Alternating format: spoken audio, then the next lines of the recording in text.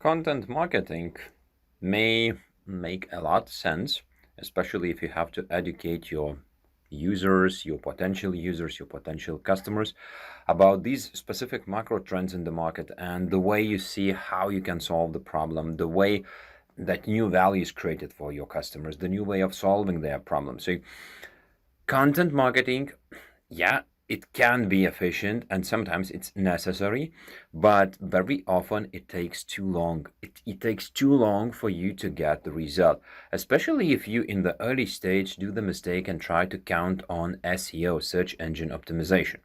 So here's my take on content marketing in the very early stage of your SaaS or platform.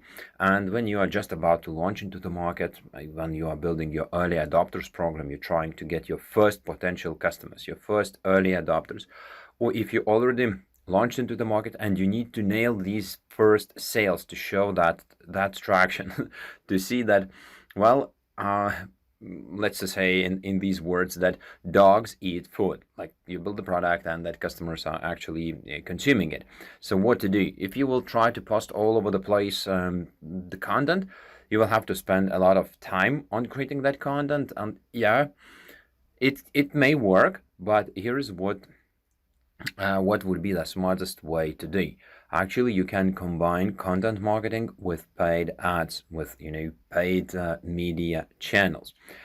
If you would run right at the bat into paid media, into paid campaigns, yes, it may work for you. It can deliver you faster results, but be aware, paid media is hectic expensive and it can burn a lot of money in a very, very short period of time. So it means if you have tiny marketing budget, you can simply bust it with paid ads. But that doesn't mean that paid ads don't work. So if you want to combine content marketing and paid ads, do initially content marketing organically, create these amazing pieces of content, share wherever you can, and track the engagement. Track how people are reacting to that content. And once you are sure that this content is converting for leads, not for likes, not for just tiny, comments or some other engagements that are not actually done by your potential customers. Well, but let's say you already have the content that works well in terms of lead generation. Then you want to pour more oil into that fire. You want to make this content visible for as wide a target audience as possible.